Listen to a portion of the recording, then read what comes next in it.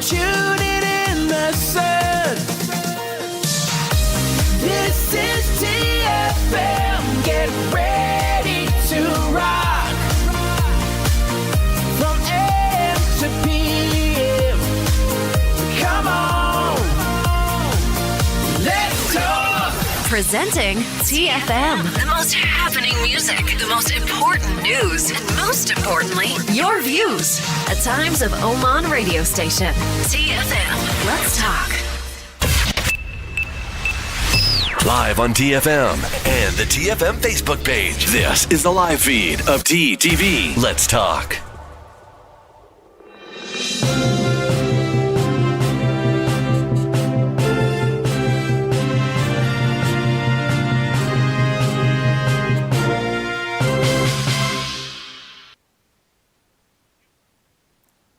Hello and welcome to TTV Outline.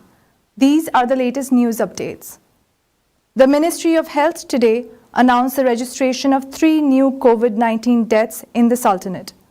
The death toll has now touched 140 in Oman due to the virus so far, the officials at the ministry informed. They have also extended their deepest condolences to the families of the deceased.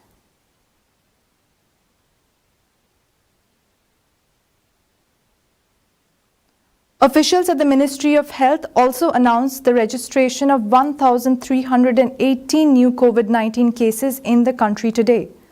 853 of the new cases are Omani nationals and 465 are non-Omanis, bringing the total number of COVID-19 cases registered in the Sultanate to 32,394. According to the Ministry of Health, this number also includes the recovery of 17,279 patients and 140 deaths. The ministry has urged everyone to adhere to social distancing instructions issued by the Supreme Committee and the MOH, as well as staying at home and not going out unless necessary. We'll take a quick commercial break and then we'll be back, so stay tuned to TTV.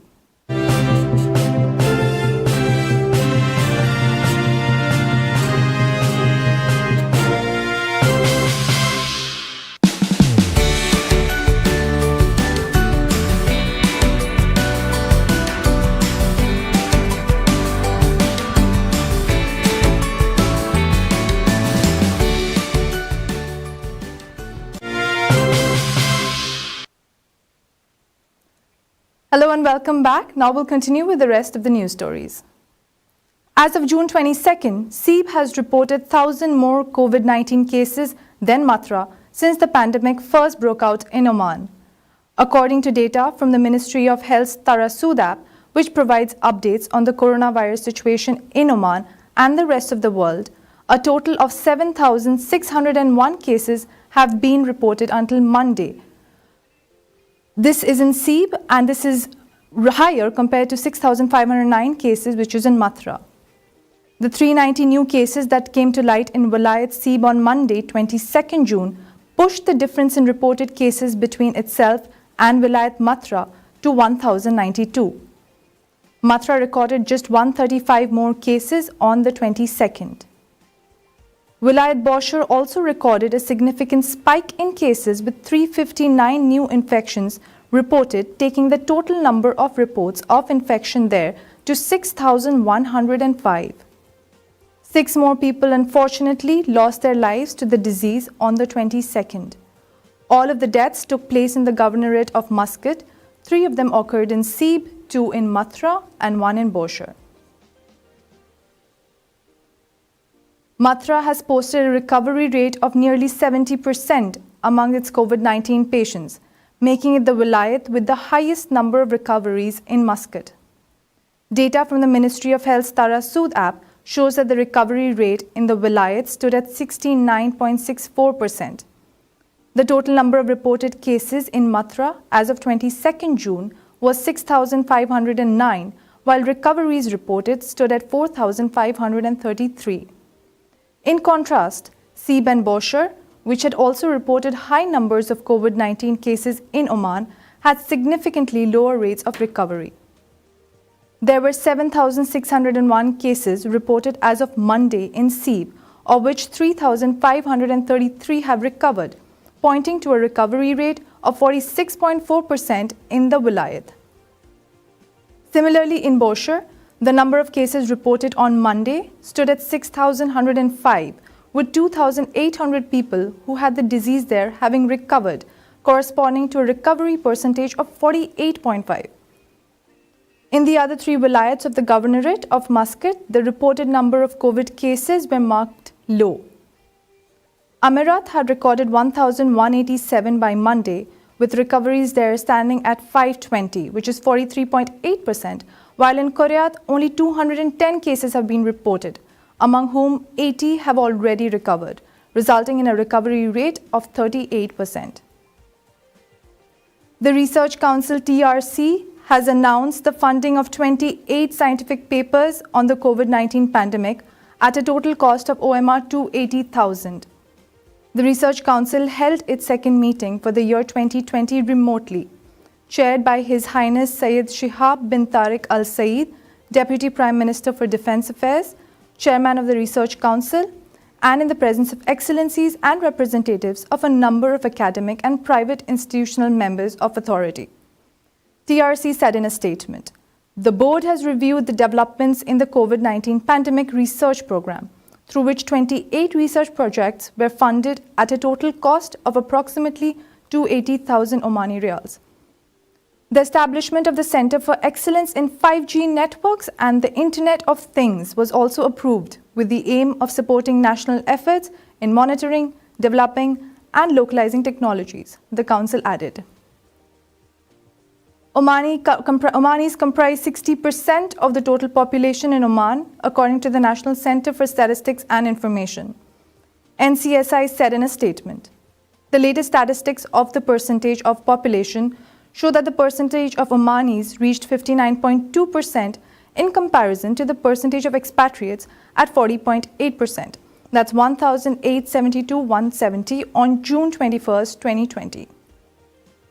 In 2017, June 21st, the number of Omanis stood at 54.7%, while the percentage of expats were 55.3%.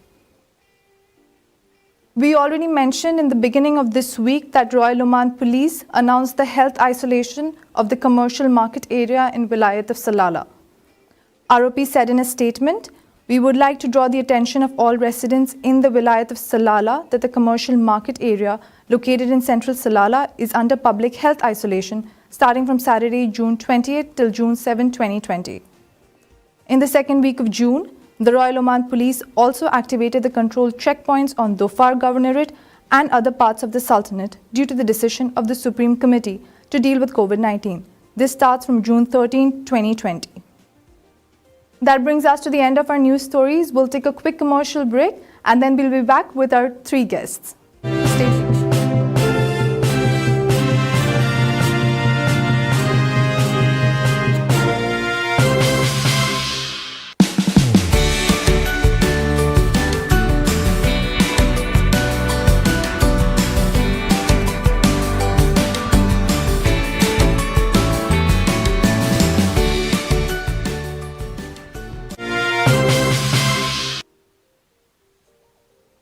Welcome back to TTV Outline. Today we have a very interesting topic for discussion. That's COVID-19 and the lockdown in tourist areas. So we have our three guests online with us. We have Mr. Cyril Samuel, who is the CEO of Oman Construction and Engineering Company. We have Mr. Tahir Al-Junabi, who is the chairman of Dukum Alia Development. And we have Mr. Michael Kuhn, who is the cluster general manager of Parkin by Radisson. Gentlemen, welcome to the show. Hi. First of all, thank you so much. Thank you so much for joining us today, taking out time. So we'll get right to the discussion.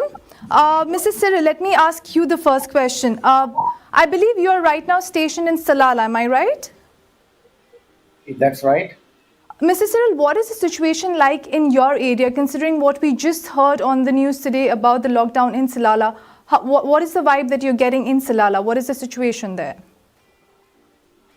Okay, let me start by saying that Salalah in the Dhofar region is a blessed place. Now, Salalah is also a very blessed place.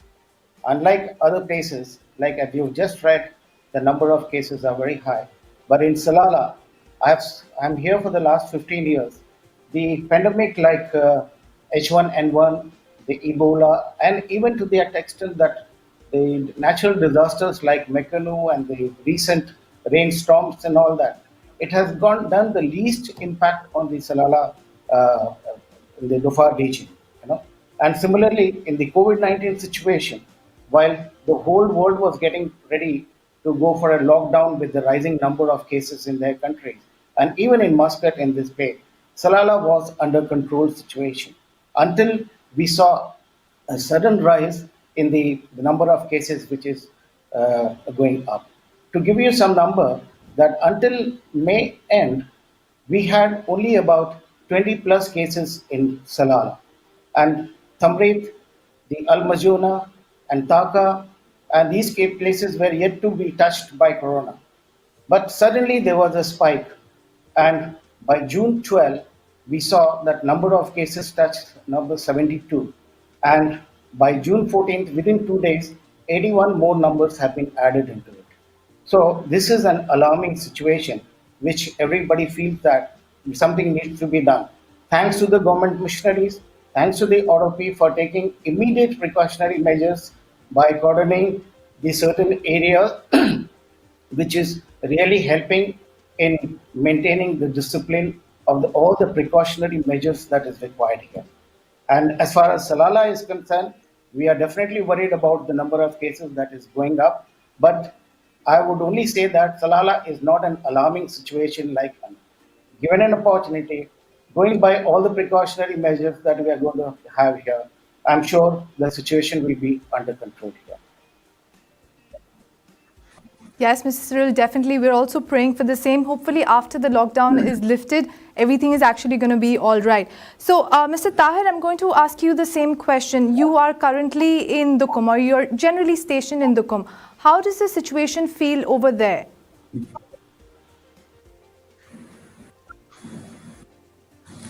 I think it is very similar to the situation in Salalah. As Mr. Cyril said, it was until the end of May, there was no recorded cases in Al-Wusta governorate, and especially in Dukum. You know, huge projects are being implemented currently in Dukum by investors and by the government. And a huge number of manpower is concentrated in Dukum, especially in some labor villages scattered in Dukum. But recently, I mean, in 24th, I guess, or 23rd of May, we recorded the first case of COVID-19 in Dukum, and the number was increasing sharply right after the Eid holiday, I guess due to the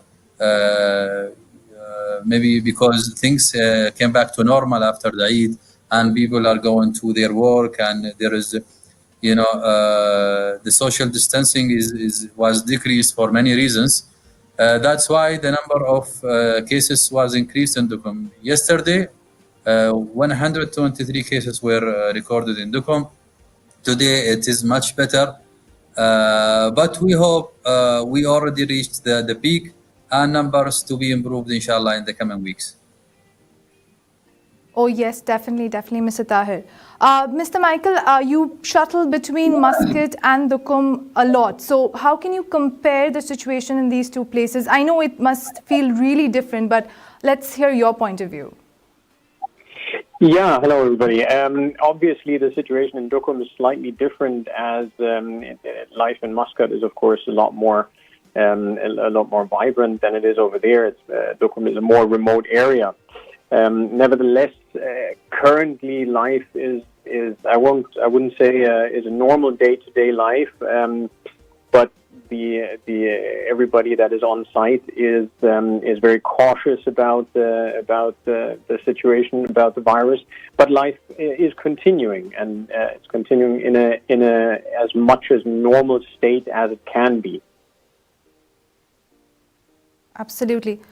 Thank you so much, Mr. Michael. Mr. Cyril, what kind of precautions do you see people taking in Salalah, on the road, in the residential areas? How are people tackling the COVID-19 situation? Well, there is nothing different from what people are doing around the world. I mean, Muscat, in Oman.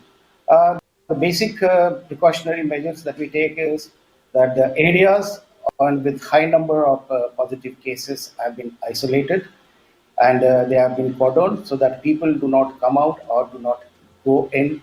And the restrictions on the mass gatherings are all around, and especially the labor camps all over. The enough precautionary measures are being taken to see and ensure that the people are in certain distance and they do not come into the situations of any epidemics. Secondly, the social distancing, the no person-to-person contact is the call of the day. So Salala is very much, and Dhofar region is very much in that kind of a mode today. And the movements in the public without mask is highly restricted, and penalties have been by the have been imposed on the people, and anybody violating the norms, moving without mask, all these are taken into very serious account, and ROP surveillance is continuous. They are monitoring the entire city and keeping the control over the situation. Right. Thank you so much. So, Mr. Tahir, can you tell me how are people reacting to the situation? Because I believe in Dukum there are a lot of people who are stationed there temporarily. Some of them are staying away from the family. How do the people feel towards the COVID-19 situation over there right now? Well, luckily, we got first wave of COVID-19 in Dukum, as I said, late May, when everybody already done with the panic. At the beginning of this disease, of this pandemic, there was like a global panic because of this. But after a few months, people get used and they know what to do. They know what to wear, how to avoid the infection. When this arrived to Dukum, people are aware, very much aware, to wear masks, to clean their hands. In terms of people from outside of Dukum, luckily, first of all, that usually at this time of the year, there is like a seasonal immigration, local immigration from Dukum to Al Dakhli Governorate and Sinau, because I cannot say all, but maybe a majority, up to 60% of the population of Dukum moves from Dukum to Adam and Sinau in other governorates to spend the summer there. So now maybe more than 50% of them are not in Dukum. The majority are people who are working in Dukum, especially in the downtown. The people who are working in Dukum, and they have experienced this situation maybe in Muscat or in their home villages when the pandemic was there. But things are going not very normal, but under control. There are some ROB checkpoints. There is some control on people who are going to Dukum and leaving Dukum. There is a lockdown because of that was announced by the Supreme Committee last week. And special cases or logistics supplies are not interrupted for trucks coming from Muscat or from other parts of Oman. And things are moving good. And inshallah, it will not take time. Inshallah, by 3rd of July, as it's planned, things should be better. Yes, I guess we're all waiting for the 3rd of July, and hats off to the ROP for they take a lot of effort in actually filtering the people coming in and going out. So they've done an excellent job, as you said, Mr. Tahir. Mr. Michael, what do you think are the precautions that you see which are taken in commercial areas? Well, in the Dukum area, in the commercial areas, they're following the same guidelines and instructions that was put out by the special committee dealing with the COVID-19 crisis. So shops are dealing or are sanitizing trolleys. Social distancing is applied with stickers. Hand sanitizers are being placed. So it's very much following the same rules and following the instructions that are handed out, also by the various other entities with the Ministry of Health, of course. So these are the main precautions that are taken in these commercial areas. And Mr. Michael, how do you think the people are reacting to it? How do they feel about this? As Tariq was mentioned, the big advantage that Duqm had in regards to this crisis is they had a longer warning period. So they saw what happened and how the spread in Muscat and in other regions happened. And therefore, it was easier to follow these rules. You weren't taken by surprise. So, we have no... where I don't have any knowledge of any case where people are not following these rules, because it is for their own good. And the more people follow the rules and follow the instructions, the easier and the better way we can tackle this whole crisis and get back to a more normal life again. The more they stick to it, the sooner this is going to be over. You're absolutely right, Mr. Michael. Mrs. Cyril, my next question is to you. Tell me, Mr. Cyril, what are the sanitization measures that have been undertaken by companies? See, the sanitization measures undertaken by the company are, most of the organized companies, they are the crisis management trained companies. So they know that what are the measurements they have to take and what sanitizing you have to take under this kind of pandemics. And the unorganized sectors, like those people, they are also forced to adopt something. Okay, so the thing is that it's good to see. Like I'll give you some good example. Like it's good to see that the shopping malls today are behaving very smart. When you enter the shopping mall or any grand mall, the first thing they're going to take your thermal temperature and see whether you are the temperature wise you are okay. Only then you are allowed. Second thing, they will see that you are wearing a mask. Okay, and third thing, they will see that all the trolleys are being used, the customers or are completely sterilized, sanitized, and then they are given. Similarly, the companies are forced to do this. The staffing at the site are using the mask. Hand gloves are mandatory for those people. Continuous washing of hands are also being, practiced very often whenever they have time. Okay, even though the work gets impacted for some time for this, some delays are all caused, but definitely we can take those as the acceptable norms and allow people to work as per the disciplinary measures, that is precautionary measures that is required in this.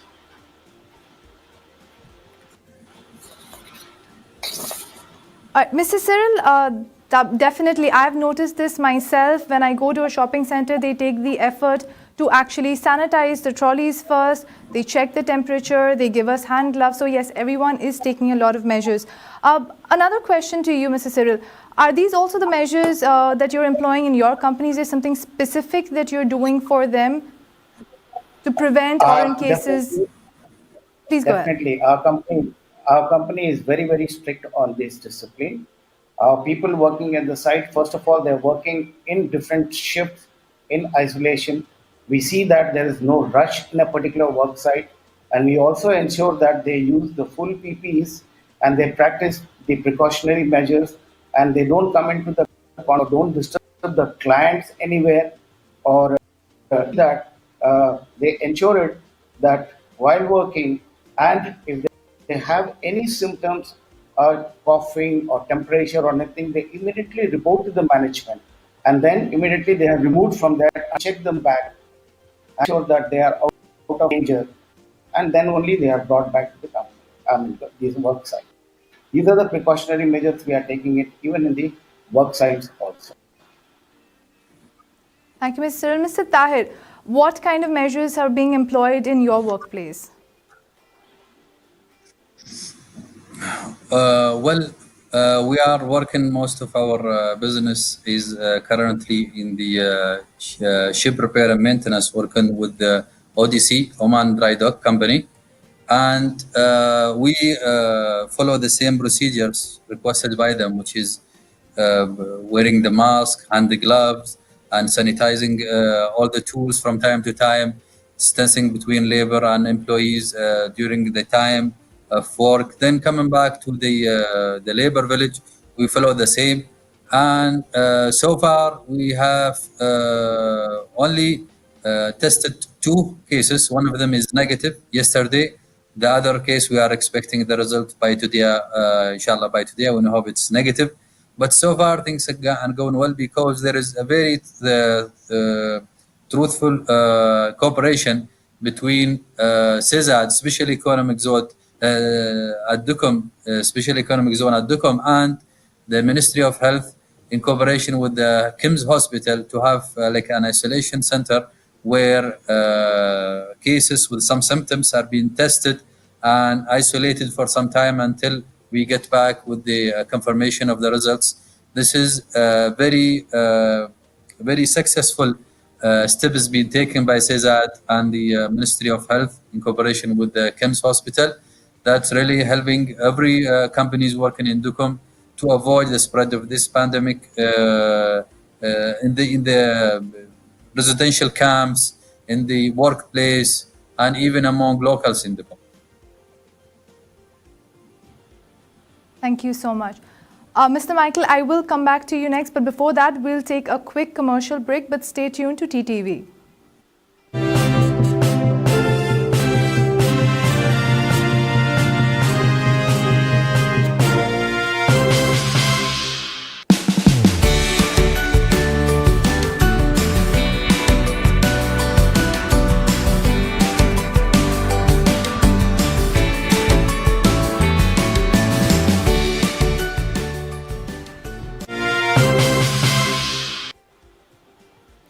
Welcome back to TTV. We have our three guests with us, and I was just speaking to Mr. Tahir. Mr. Michael, I have a question which is sort of similar to what I asked Mr. Tahir, but I understand you're in the hotel industry. Do you think that once everything gets back to normal, it's going to be a bigger challenge for you to address sanitization protocols and all of that? Well, of course. I mean, we have the big advantage. We're part of a big hotel group that operates globally, and so our highest priority is obviously the health, safety, and security of our guests, team members, and partners. And so this whole crisis has fundamentally changed the way we live, the way we're adjusting our daily operations to adopt accordingly. We have conducted a comprehensive review of our existing health and safety procedures and processes, and have developed a new safety protocol that we've implemented together in partnership with SGS. SGS is one of the world leading inspection and verification companies. And so we've come up with a 20-step protocol for hotels and 10-step protocol for meeting and events. And this has been implemented everywhere in the world in our hotels, where the 20-step protocol is, of course, based on physical distancing, increased cleaning and disinfection, protective barriers that you see, sanitizing stations, but also in the room. So the key cards that you receive, we're ensuring that this is disinfected. The TV remote controls, as example, are placed in sealable protective bags and are disinfected. So yes, obviously it will change the way we operate in the future, but we're absolutely prepared and ready for it. That puts me at ease. That sounds like a very great protocol that you've got in place. So, Ms. Michael, what are the challenges that you're facing currently? Well, currently, obviously, the situation that the challenges that we're facing is that there is a reduced contact with your guests, and this is normally what we are our daily base is, where our daily operation is based on. So the interaction with our guests to see what and how we can assist them, this has all changed into a more virtual interaction with the guests. But the same goes for our internal procedures. So our meetings, our morning briefing takes place on virtual calls by now, to adhere to social distancing and to make sure that everybody is safe. Yes, that's true. Ms. Michael, one more question to you. Do you think that, as you mentioned, because we're missing that human touch, do you think this is going to be a problem once you open? Is there any way that you're looking at to overcome this? No, I don't think this will be an issue. As long as people follow the rules and follow the instructions, and as long as we make it clear and easy for guests and employees as well to adhere to the physical distancing, it's just okay. You're 2 meters apart instead of half a meter as before. But knowing that everybody is in the same and basically in the same boat to follow these rules for their own protection, I think this will not be an issue. Absolutely, absolutely. Mrs. Cyril, what do you have to say about that? What kind of challenges are you currently facing in your organization? Is everyone sticking to the protocols? Is there a specific problem that you are still addressing? As far as the challenges are going, we in the business definitely we are facing these challenges. Challenges are different here. First is as a psychological challenge people are facing. That is, they feel that our freedom is lost. We are full of restriction. We are living a life with full of restrictions, boredom, frustrations, confinement. All this is becoming a mental stress for the people, and the socialization from our life is completely vanished. This is one challenge we are facing. Second challenge, the workers, the company side. The business is going low, and the workers are now under situation where they feel that whether we are going to continue this month in the company or not, are we going to get our salary or not, how long we are going to remain in this kind of situation, what would be the move next, and see, there are so many questions that comes. So these are all posing are different challenges for the companies and the business organizations today. Of course, we are informing and telling the people that not to worry. This is all temporary phase. It will go away. But then the fear is there. We are seeing the examples around here that certain companies are taking out people. They are going back to their countries. And these are all the information which is actually a matter of worry for the people out here.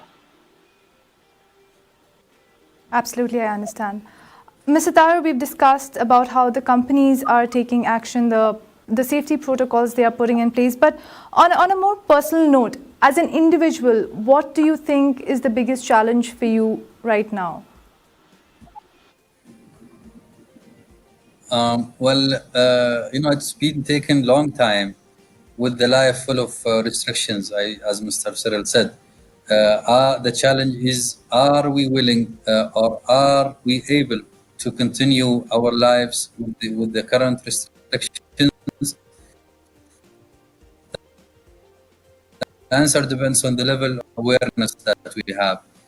Nobody wants to take the of getting infected and taking this infection. Family as well. Everybody has his kids. Family who are very valuable assets for everyone. So the level of awareness is really important for everyone.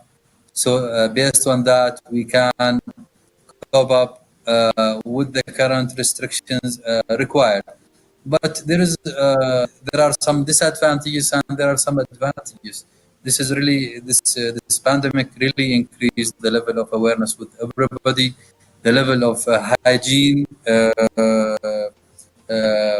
Protection everybody takes, wearing masks, or even the social distancing. Lots of things, or lots of things we were doing are not really very important, essential to our lives. We get rid of this pandemic curve. I think some of things with us, even after this pandemic. Mr. Tahir, could you just see the last line again, because your voice was breaking slightly? Yeah, maybe I'm in a remote area currently, but I was saying that we have developed new habits during the pandemic that will continue with us, starting from the distancing, which might not be as full after this pandemic, but we will keep some social distancing. Some hygienic habits will continue with us. Some areas we will continue using masks or gloves or even be more aware of the hygienic level of places we and stay in the future. I guess these are things carry with us after this pandemic. Definitely. Mr. Tahir, your organization is, of course, a really large organization which got a lot of employees. Of course, we expect everyone to follow the protocols, but what if they don't? How do you filter? How do you find out if actually everyone is adhering to the protocols? What do you do?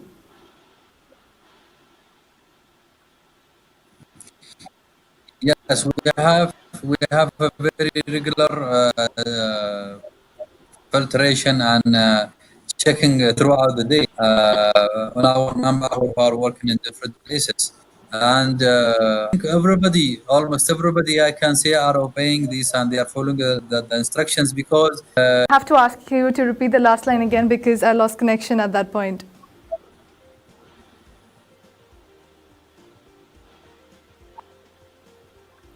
Ms. Dara, I'm talking from the legal viewpoints or what is Right. the punishments. I mean, can you hear me? I wish you can hear me now. I can hear you. Yeah, there are clear instructions by the Supreme Committee, and there are some legal tools used against those who are not following fines. To maybe if it developed, it go to courts, and that is another legal path that we go through. But currently, so far, we never faced anyone in our organization willing to and follow the instructions. Right, Mr. Tahir. Mr. Michael, I wanted to ask you, again, you are in the hospitality sector. Now, I think employees, of course, they are supposed to follow certain rules and regulations, but I also think that it's important that they're comfortable to come and tell the employers if they are unwell or if they're feeling slightly feverish, if they're experiencing any symptoms.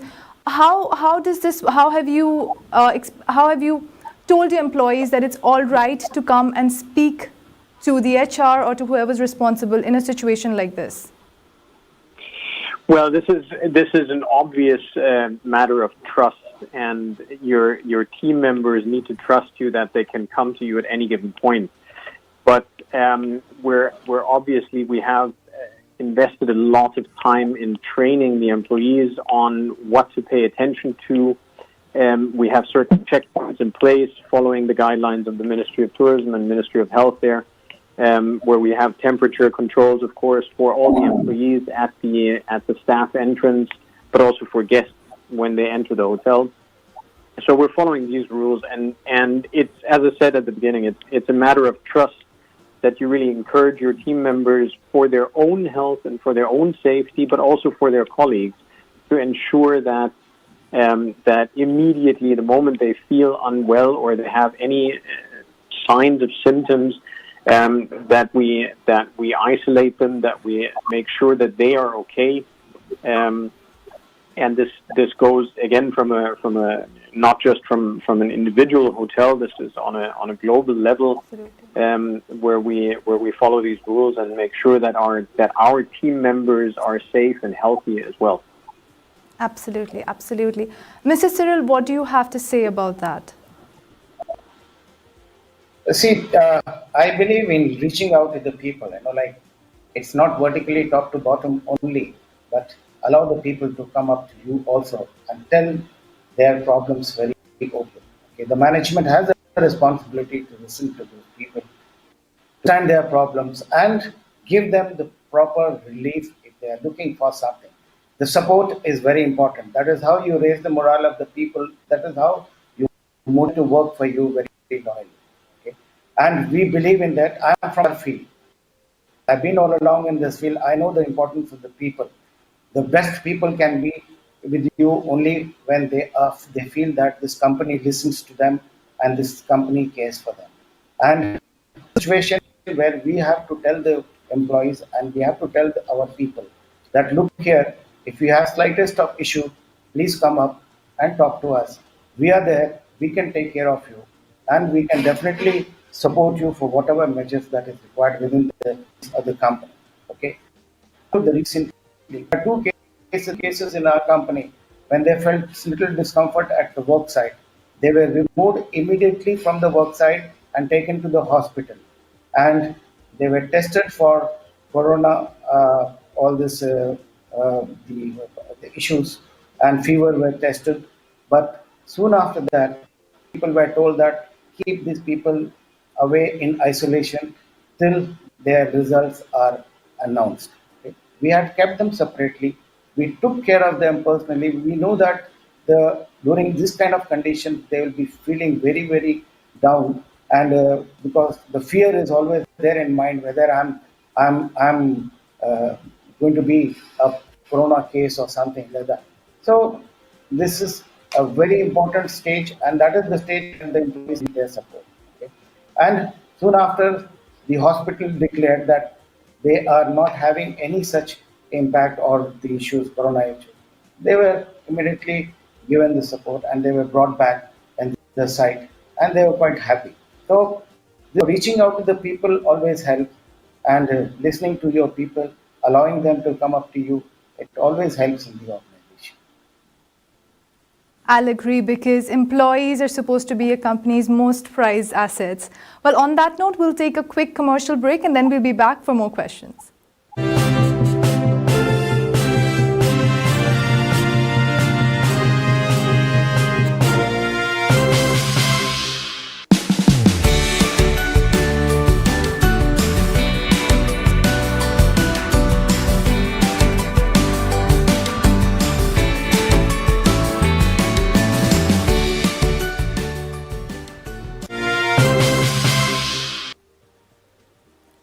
Welcome back to TTV Outline. We've got our guests with us who've given us a lot of personal experiences, a lot of information on the situation that is going on now.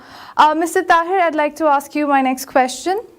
So what do you think, what precautions do you expect to take once business are operating as usual? What do you think will carry on our experiences from this COVID-19 pandemic? Lessons from the pandemic, let's put it that way.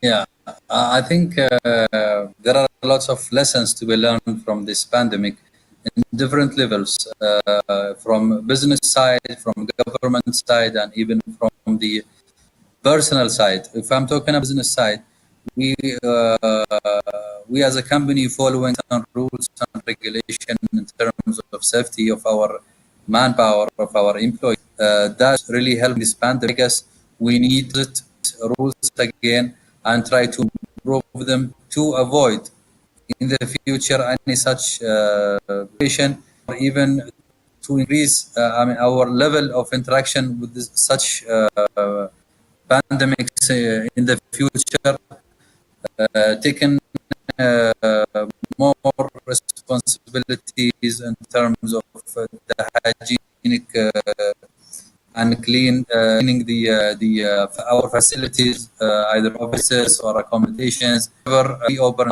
And even health are getting lots of experience through this pandemic in terms of how to deal in such cases. It's crisis. No doubt it's a big crisis in different levels, but also there are lots of challenges being met and lots of lessons being learned, and we should not forget, because usually lots of when we go through this hassle crisis a lot, but we forget very fast.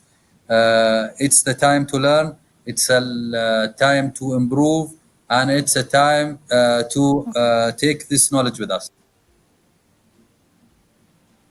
Thank you, Mr. Tahir. Mr. Michael, you already mentioned the protocols that you have in place, but what is that one life lesson that you are going to be taking forward from here as an individual? As an individual, I would say definitely to have a lot more respect for the entire healthcare employees that are dealing with this on a daily basis.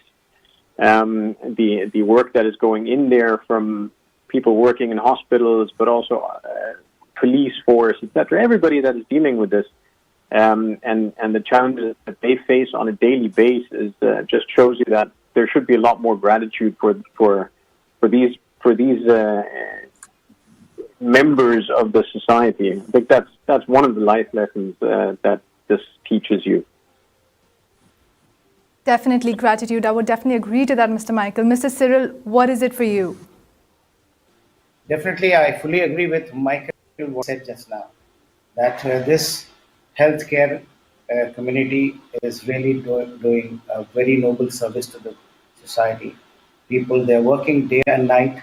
The ROP is working day and night in taking care of all the city arrangements and seeing that, ensuring that the discipline is mentioned. And the people also, like there are a couple of agencies which I feel that in Oman Construction and Engineering Company, our company, what we are doing is we have formulated a small team where we have made our HSC officer as the lead team. And we are open, and we are even open to the people who want any support or any help. We've also seen that the World Health Organizations and the other, like Dubai, also we have an organization which is known as MRUB. Okay, they are all conducting some short courses, like that. These courses are giving you good awareness about what to do during this situation. And I think people should be encouraged, because complacency is the last word that should come into the game. Like we need to be very, very disciplined, and we should continue to be. We have just returned from a long lockdown situation. The choice is in our hand whether we want to go back into the similar situation, or we want to be more alert, follow all the precautionary measures, and remain without a lockdown situation. The choice is absolutely ours. Thank you. Thank you so much, Cyril. Last question back to you, Mr. Tahir. What are you taking back?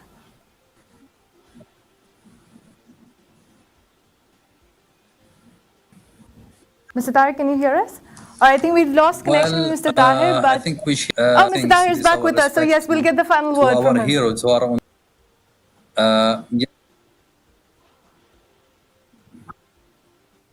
Yeah, can you hear me now? Yes, clear.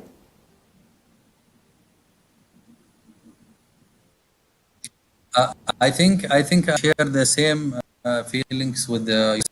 I mean, there are real heroes in society who must be given more respect than the olden days, and I think health sector and the police and whoever spent time during all these months and continuing to help people in the community and in the whole deserve a lot of respect. More focus on the personal hygiene in the future. Also, another take we can take with us from this pandemic, and even in the business levels, lots of opportunities came through. Small companies, agile companies, they can take these opportunities as well. Even in this